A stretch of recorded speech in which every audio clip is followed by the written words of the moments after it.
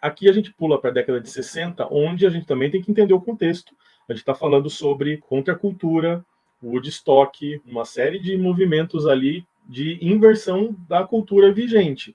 Então, assim, muito do que vai ser apresentado nesse período, ele busca resistir a tudo que foi construído, a base cultural, e inverter isso para uma anarquia, né? Sejam muito bem-vindos ao nosso Apoia-se. Aqui você tem a oportunidade de não apenas acompanhar o nosso trabalho, mas fazer parte efetiva dele a partir do seu apoio e também recebendo as recompensas que preparamos para vocês. Aqui embaixo você vai encontrar todos os níveis de recompensas que o nosso Apoia-se está gerando. Nós temos muitos projetos para expandir o Parábolas para outras direções e para isso nós vamos abrir a oportunidade para que você que está me assistindo nesse momento possa fazer parte disso a partir do nosso Apoia-se. Então, muito obrigado por assistir esse vídeo e até logo. Tchau, tchau. Nos vemos nas recompensas. Tchau!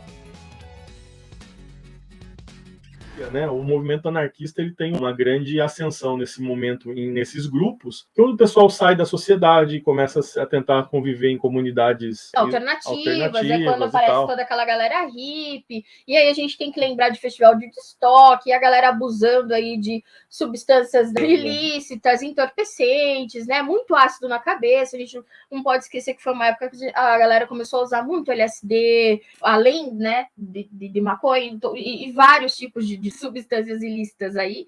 E, claro, esse movimento da contracultura era um movimento que realmente queria chocar a moralidade da época, né? Sim. Toda a questão moral que era pregada ali nos Estados Unidos, principalmente nos Estados Unidos, naquela época, não só nos Estados Unidos, mas também você vai encontrar esse movimento na Europa e tal, mas nos Estados Unidos é mais forte e chega até nós aqui no Brasil, vamos dizer assim, porque estamos aqui num único continente, então para nós é mais fácil pensar em Estados Unidos na época. Então você olha para esse movimento, que era um movimento que queria colocar em xeque tudo aquilo que a moral havia pregado até ali. Toda a questão da moralidade judaico-cristã que norteou toda a sociedade estadunidense até aquela época, ou a sociedade ocidental como um todo, eles queriam provar que estava errado e queriam subverter isso aí, né? Queriam mudar. Então, é nessa época também que começa essa coisa do movimento do amor livre, da liberdade sexual e tantas outras coisas surgem com esse movimento da contracultura. Então, criando comunidades alternativas, né, para todo mundo ali viver junto, cultivar a sua própria comida, sua própria droga e sua própria erva, né?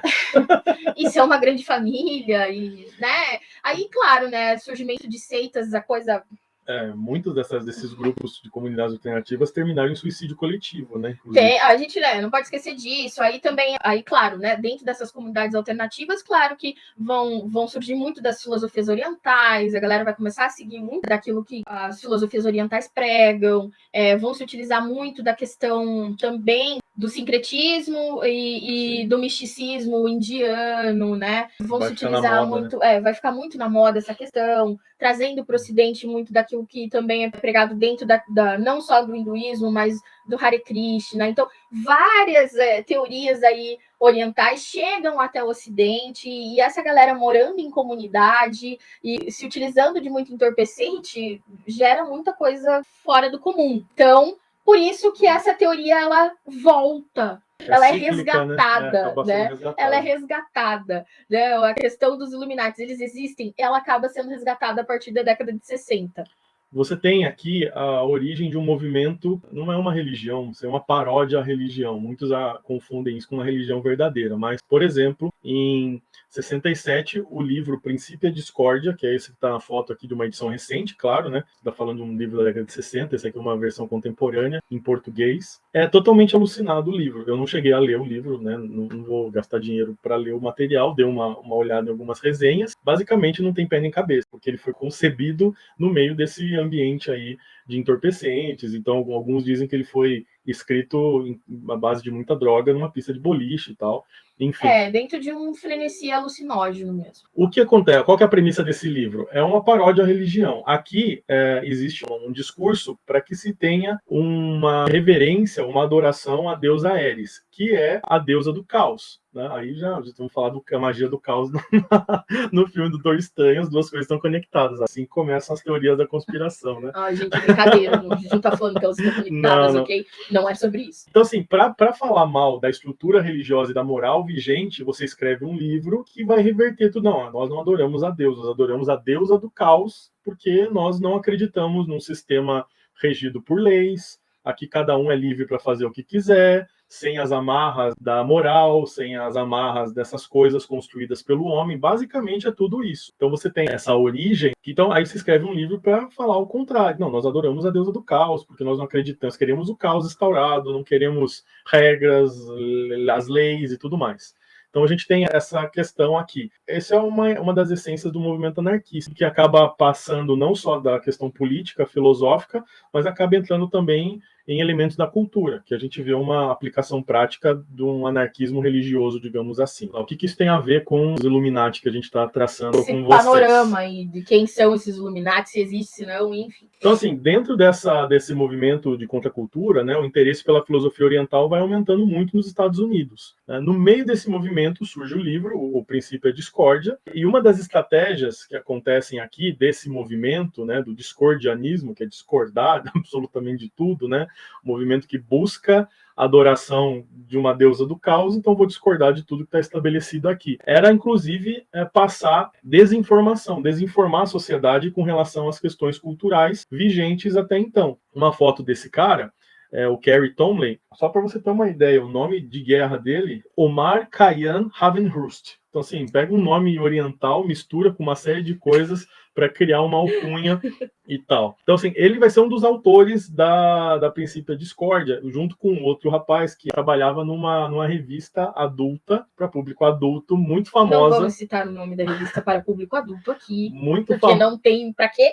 Muito famosa nos Estados Unidos na época. Então, o que eles faziam? Eles mandavam cartas para a redação, cartas anônimas ou com outros nomes, para a redação da revista, falando a respeito dos Illuminati, falando a respeito dessa sociedade secreta. Resgataram lá a base do século XVIII lá e começaram a falar as famílias influentes e começaram a construir toda essa teoria, desenvolvendo isso com o objetivo de ir aos poucos minando a questão. Olha, peraí, o governo é corrupto, o governo americano é corrupto, e ainda assim, 1975, ali, nesse mesmo período, você tem o escândalo de Watergate, tem uma série de questões ali, você tem a guerra do Vietnã rolando, a população insatisfeita com os rumos da guerra, você tem os rumores de corrupção no governo, tem uma série de coisas acontecendo ali. Quando começam a soltar essas questões de que existe um poder por trás do poder, isso aqui pega famílias fogo. Importantes, influentes, extremamente ricas, que podem estar atrás, por trás de todo o poder vigente, criando coisas e mexendo seus pauzinhos para derrubar governos e colocar outros no poder,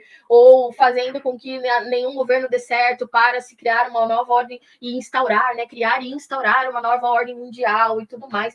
Tudo, os caras começaram a partir da brincadeira mandar essas cartas com o objetivo de gerar desinformação. Fake news antes da era da internet. Isso aqui é maravilhoso. Pelo ponto de vista assim, histórico, a gente está falando de algo à vanguarda do que a gente vive hoje constantemente, né? Isso aqui daria uma pesquisa histórica muito boa. Com a intenção de valorizar a ideia do discordianismo. Assim, eu vou enfraquecer as instituições, eu vou falar a respeito que não é o presidente que governa, que existe um poder que manda no presidente, que não é o parlamento que julga, que aprova as leis, que tem um poder por trás, que patrocina tudo isso. Que acaba, né, soltando muito dinheiro para esses parlamentares realmente aprovarem as leis. A igreja também não tem liberdade, ela é financiada por essas equipes para doutrinar a população, para manter a população sob controle. O objetivo deles, fazer com que algumas pessoas, peraí, faz sentido isso, vou parar, vou começar a refletir e vou começar a questionar. Porque a gente está falando de um movimento anárquico, né? Você está falando de um movimento que é contra todo esse sistema estabelecido. Então, assim, uma maneira criativa de você tentar levar sua pregação adiante, né? Então, eu vou enfraquecer a instituição, eu vou minar a instituição, né? Vou minar o governo, o judiciário, o parlamento, a igreja, começo a minar tudo isso com o objetivo de trazer questionamento. Essa era a ideia original. Mas... a ideia original desse grupo que começou a enviar as cartas para essa revista. E o que acontece depois, assim, muito interessante, porque, assim, a galera adorou. Ficou muito sucesso as teorias da conspiração que eles começaram a criar. Tanto que, se você dá uma pesquisada na trilogia Illuminatus, é um clássico da década de 70. É um livro, uma trilogia que vai linkar né, os grandes eventos históricos com teorias da conspiração. Porque esses dois jornalistas que estavam na revista fazendo esse jogo viram que o negócio explodiu. A galera começou a gostar demais, começou a ter uma popularidade, as cartas começaram a fazer sucesso, eles foram lá espertos, escreveram uma ficção baseada na realidade, né? E isso fez muito sucesso, virou peça de teatro, tem rumores de que vai virar série recentemente, porque, assim, teve um poder de influência muito grande na sociedade americana. Isso mesmo. Né? Então, essa trilogia ela virou febre nos Estados Unidos, virou peça de teatro, uma série de coisas interessantes ali. Eu separei um trecho para a gente ler, um pedacinho de um dos textos. Eu procurei, mas ele está esgotado e o que existe em sebo é muito caro. Então, aqui, uma partezinha desse livro, né? De um dos livros da trilogia Illuminatus, que Veja fez muito se não sucesso. faz sentido com o que você está escutando. Tudo isso começou com cartas que eles estavam mandando para uma grande revista de público adulto lá dos Estados Unidos. Começou através dessas cartas, de um movimento que queria gerar o quê? Desinformação. E tudo isso acabou gerando uma trilogia que fez um super sucesso.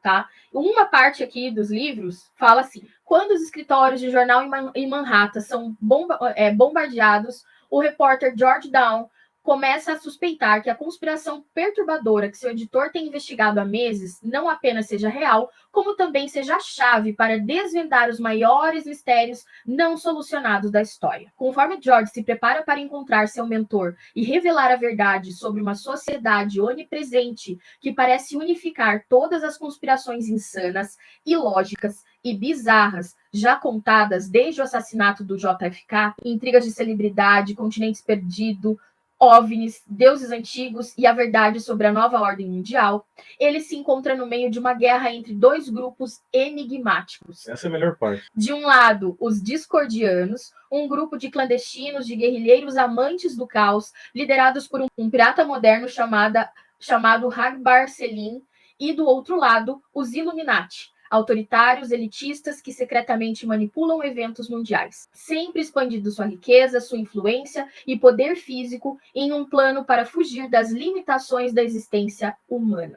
Em 1975. Illuminatus, 1975. Os autores, para citar os nomes aqui, Robert Anton Wilson e Robert Shea. Então você tem esses dois autores que aproveitaram a onda, viram que a ideia deles, assim... Sou anarquista, mas nem tanto, né? Também tem um pezinho no capitalismo. Vamos ganhar dinheiro, né? E isso fez um sucesso tremendo. A ideia de dividir essa posição de dois grupos lutando, né, alheio, enquanto a humanidade não sabe o que está acontecendo, esses dois grupos, um enfrentando o outro, para quem joga videogame, esse aqui é basicamente o enredo de Assassin's Creed.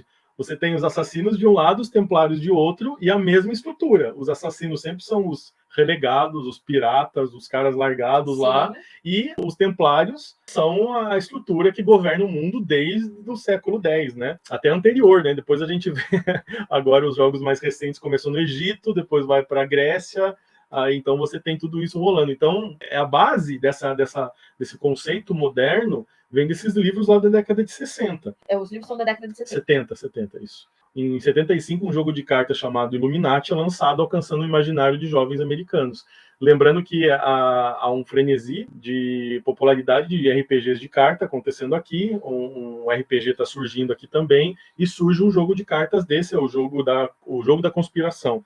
Eu até dei uma olhada em alguns vídeos, tem até para vender no Mercado Livre ainda, edições mais antigas e tudo mais, mas a somatória desses itens aí culturais vai moldando uma mentalidade que vai influenciar a próxima geração daqueles que vão escrever materiais. E para fechar essa parte, aí não dá para deixar de citar alguém que trouxe de volta o Illuminati para os nossos dias. Ainda que a gente está falando da década de 70. A maioria de nós não tinha nascido nessa época aqui ainda, né? Então, assim, tem que ter alguma coisa mais recente que reative, né? O conceito vai sendo trazido periodicamente para que... Então, não dá para a gente deixar de falar do Dan Brown, porque os livros dele fizeram um sucesso gigantesco e criou muito debate. Gerou muito debate também da questão da veracidade histórica. Claro, aí é a mesma coisa, o cara tá ganhando dinheiro, né? Não, ele está escrevendo uma ficção, né? Teoria da conspiração gera engajamento. Falou de teoria da conspiração, vende. Ele escreve uma ficção sem nenhuma pretensão de querer realizar ou de citar nas entrelinhas a presença Illuminati no livro e tal, mas assim, o autor do livro, agora a gente sabe disso, né? Você escreve uma coisa, quando chega na mão das pessoas, aí você perdeu o controle sobre o que você escreveu. Sim, porque cada um vai ler e vai conseguir ter a sua percepção daquilo que leu, né? Então, e vai acreditar ou não naquilo. Exatamente. Então você tem isso acontecendo, então assim, gerou muito debate, os historiadores falando o que era real, o que era ficção, mas assim, a ideia dele foi pegar um pano de fundo real, né? E essa é a chave da ficção. Pega, a Mona Lisa existe, o Da Vinci existiu, a questão do Inferno de Dante é um livro real, então eu vou criar algo em cima que vai gerar engajamento que eu preciso. Mas, mais uma vez, muitas pessoas acabaram pegando os livros e, a partir disso, foram para um outro lado, fora da ficção, levando isso para um outro lado. Inclusive, estava procurando, tem um livro também do Dan Brown chamado Illuminati, que não aparece na lista oficial aí. Eu só não trouxe ele para vocês, porque eu fiquei na dúvida se era uma fanfic ou se era um livro que alguém escreveu e colocou na Amazon, porque não está na bibliografia oficial dele. Mas se você colocar lá Dan Brown Illuminati, vai aparecer um livro lá, com uma versão na Amazon em alemão, um e-book. Enfim, veja como a gente está tratando um paralelo. Começou lá no século XVIII, vem para o século XX e agora chega no século XXI, moldado com essa questão desse imaginário contemporâneo.